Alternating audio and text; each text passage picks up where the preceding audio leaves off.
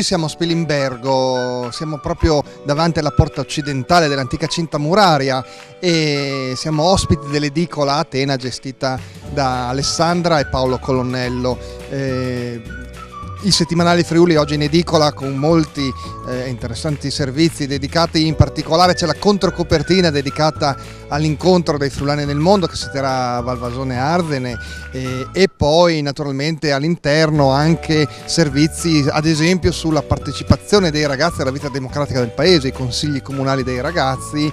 Un approfondimento anche dedicato alle terre collettive, alle proprietà collettive che nella nostra regione sono molto importanti e che faticano a vedere riconosciuti i loro diritti, e poi anche un bel servizio scritto da Daniele Micheluzzi dedicato a Spilimbergo, dove i commercianti fissano quelli che sono secondo loro le linee d'azione per garantire al centro storico una prospettiva positiva. Adesso incontriamo Alessandra e Paolo Colonnello, i gestori dell'edicola Atena, edicola che è anche cartolibreria, tra l'altro fratello e sorella, e gestori dell'edicola Atena ormai dal 2002. Mi dicevate che tra l'altro mi segnalavate anche che si tratta di un locale storico. Mi raccontate un po' la storia di questo luogo?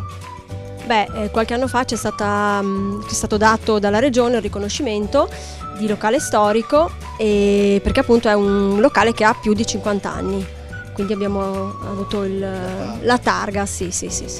Perché Atena? Come mai questo nome dedicato alla divinità, che è divinità della guerra ma anche della sapienza? Perché abbiamo pensato di richiamare il nome alla dea della sapienza, della saggezza e delle lettere. E prestate, tra l'altro avete diversificato anche l'attività nel corso degli anni. Abbiamo diversificato l'attività nel corso degli anni e questo ci ha permesso di andare avanti, di dare un servizio con merce di più tipi. Siamo in pieno centro e questo sicuramente favorisce, aiuta il commercio. Adesso c'è anche un momento del turismo, ci sono parecchi turisti a Spilimbergo, tanti francesi, tra un po' ci sarà la rievocazione storica della Macia, che porterà sicuramente parecchia gente, verrà tutto allestito tutto il Corso Roma con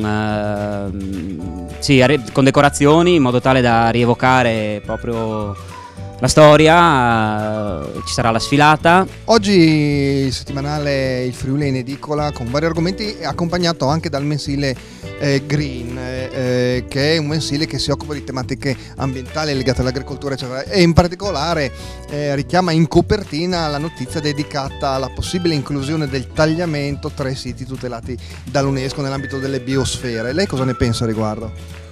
Io sono perfettamente d'accordo, anche perché io faccio parte dell'Associazione Acqua, che è un'associazione ambientalista, e per il tagliamento noi ci siamo battuti appunto per la salvaguardia del tagliamento, perché è l'unico fiume d'Europa che è ancora come era allo stato naturale. Volevano deturparlo con le casse di espansione, grazie al cielo siamo riusciti a vincere questa battaglia, grande battaglia, coinvolgendo tutte le popolazioni rivierasche, Dignano, San Daniele, Pinzano, Spilimbergo, e allora sono d'accordo. Paradossalmente vogliono includerlo nei siti UNESCO proprio perché le popolazioni lo hanno difeso e il fiume è rimasto naturale. È una anche delle ragioni, sì. Secondo lei quali sarebbero le soluzioni più adatte per garantire al centro storico di Spilimbergo di continuare a lavorare bene? I grandi commercianti, diciamo così, a Spilimbergo si danno da fare, si impegnano, fanno delle manifestazioni di un certo livello, chiamano molte persone al di fuori del territorio, fanno delle manifestazioni che possono veramente essere fieri. E io darei solo un consiglio ai commercianti di cercare di essere più uniti, cioè che a un certo momento scaturiscano delle nuove idee che poi possono essere messe in azione. A Spilimbergo c'è una Proloco, ci sono l'associazionismo, ci sono l'assessorato alla cultura, ci sono diverse manifestazioni che si interessano proprio di queste cose, e io dico loro: continuate su questo passo, riceverete, diciamo così, un premio finale. Quale sarà il premio?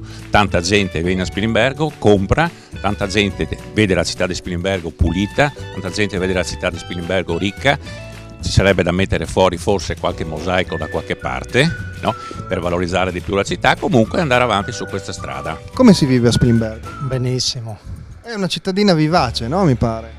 Quello diciamo che sta un po' negli anni decrescendo, sia come festival, come tutto, la gente va fuori anche a fare la spesa nei centri commerciali, però i turisti vengono a vederla, bisognerebbe valorizzarla un po' di più, quello sicuramente. Perché ha un bellissimo centro storico, tra l'altro. Sì, questo, poi la scuola di mosaico, le varie manifestazioni che fanno come la Maccia, però come tutte le cose un po' alla volta, sempre meno turisti, magari anche il festival che è appena finito, il Folkest, non era più come una volta, parlo di 15 anni fa, venivano nomi altisonanti, capisce? Bisogna investire, insomma. Sì, io direi tipo il Folkest, è meglio un nome altisonante che tanti. Adesso quelli più, gli ultimi, non so, nel Folkest ultimo mi sembra che la più importante fosse la Desio, però era in Slovenia.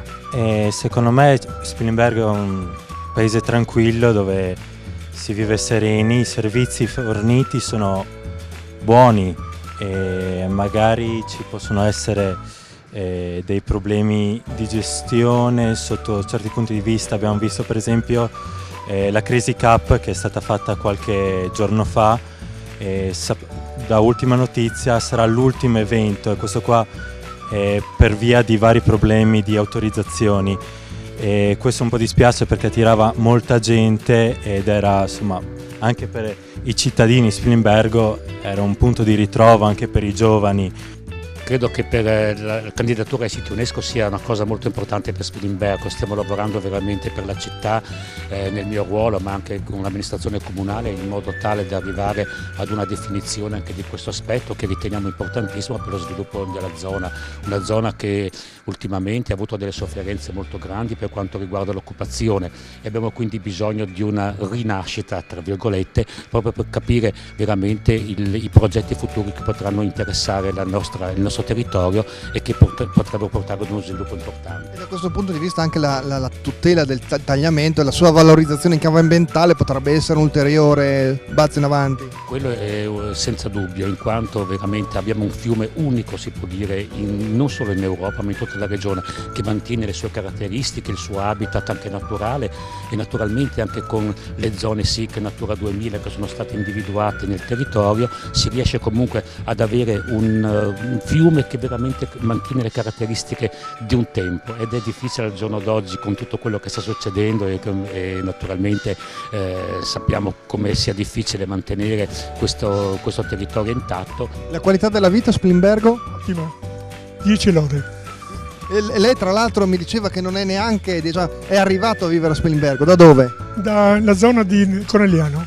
Perché si vive bene a Spilimbergo? C'è una tranquillità, c'è un'amicizia coerente con tutti gli abitanti, si vive un clima del Pacifico, tutto funziona bene. Nel fine settimana c'è l'incontro, il 14° incontro annuale dei friulani nel mondo, si parla di quasi 1000 presenze. Secondo lei ha un senso questo evento? È importante che i friulani che sono sparsi nel mondo riescano, che è una loro richiesta tra l'altro, a mantenere saldi i legami con la madrepatria? Ma certamente che questa è una cosa bellissima. Poi ci portano anche dei ricordi loro, che i loro genitori gli hanno trasmesso, che magari noi ora come siamo abbiamo anche dimenticati. Dovremmo anche andare noi magari a trovare loro. È vero, ha ragione, infatti è una delle loro richieste di non essere dimenticati. Sì, perché vanno via, di solito vanno ai focolari friulani, sono sempre quei 3-4 nominati del Friuli così, però gente alla pari, sì, di loro. Organizzare proprio degli scambi. Scambi, appunto, così portiamo la nostra cultura a conoscenza loro e loro ci danno sempre del loro quello che avevamo noi. Assieme a Alessandra e Paolo Colonnello vi saluto da Spilimbergo, è stato davvero molto piacevole venire in questa città, incontrare molte persone, tra l'altro davvero molto disponibili a parlare, a interloquire, e anche Alessandra e Paolo si sono dimostrati degli ottimi ospiti. Vi diamo appuntamento naturalmente alla prossima edizione di Edicola Friuli e nel frattempo godetevi un buon fine settimana.